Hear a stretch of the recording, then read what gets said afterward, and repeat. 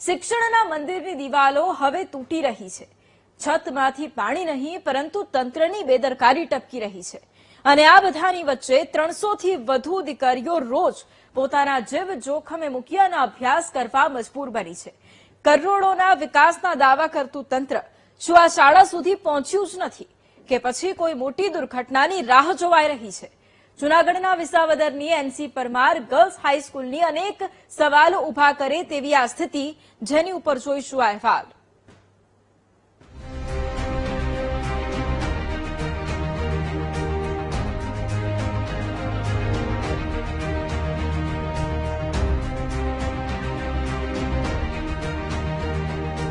વિસાવદરની NC Parmar girls high school, જ્યાં શિક્ષણ કરતા વધુ ડરનું વાતાવરણ છે।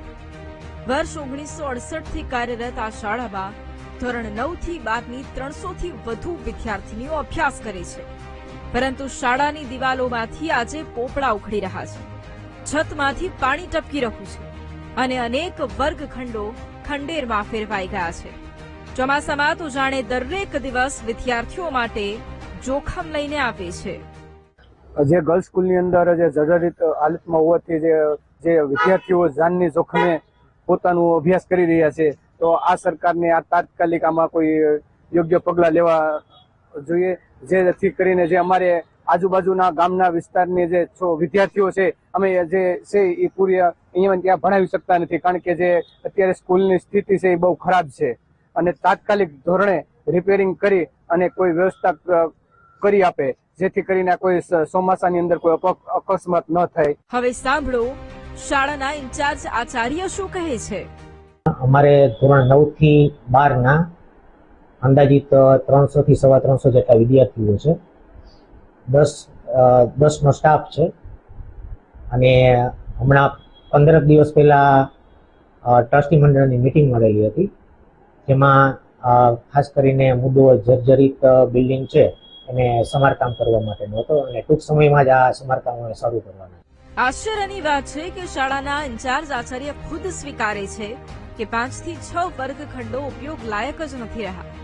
દર વર્ષે લાખો રૂપિયાની ગ્રાન્ટ મળવા છતાંય સમારકામ કેમ થયું નહીં? અગાઉ બિલ્ડિંગને ભંગાર જાહેર કરવાની પ્રક્રિયા શરૂ થઈ, પરંતુ એનઓસી આપીને મામલો દબાવવાના આક્ષેપ થઈ રહ્યા છે। હવે માત્ર કાગળ પર રિનોવેશનની વાતો થઈ રહી છે, પરંતુ જમીન પર કોઈ કામ દેખાતું નથી। સાંભળીએ ડીઈઓ શું કહી રહ્યા છે। NC Parmar girls high school Visavadar આ મંડળ સંચાલિત ગ્રાન્ટેડ શાળા છે, જ્યાં 9 થી 12 ધોરણની દીકરીઓ અભ્યાસ કરે છે। આ શાળામાં અમારી જિલ્લા કક્ષાની જે ટીમ છે એમના દ્વારા જ્યારે મુલાકાત લેવામાં આવી ત્યારે પણ આ બાબત અમોના ધ્યાનમાં આવેલ હતી। તો એ જ સમયે હું માનું છું કે 2024ની વાત કરું છું કે 2024માં જ એમને નોટિસ આપવામાં આવેલ હતી અને એમના દ્વારા એમનું બિલ્ડિંગ છે વાપરવા યોગ્ય છે એ મુજબનું કોઈ પ્રાઇવેટ એન્જિનિયરનું સર્ટિફિકેટ અત્રેની કચેરીમાં રજૂ કરવામાં આવેલ, પણ એ પ્રાઇવેટ એન્જિનિયરનું રજૂ કરવામાં આવેલ હોવાથી એને આપણે ગ્રાહ્ય ન રાખતા એમની પાસે સક્ષમ સત્તાધિકારીએ આવું કોઈ પ્રમાણપત્ર એમને આપ્યું હોય તો એ આપવા માટે સૂચના અપાય। સવાલ સીધો એ છે કે જો આગામી સમયમાં દિવાલ તૂટે કે છત ધરાશાયી થાય તો પછી જવાબદાર કોણ? આખરે 300 થી વધુ માસૂમ દીકરીઓની કિંમત કેટલી? તંત્ર જાગશે કે પછી દુર્ઘટના પછી ફરી એકવાર જવાબદારીના ખેલ શરૂ થશે? જય વિરાણી, વીટીવી ન્યૂઝ, જૂનાગઢ।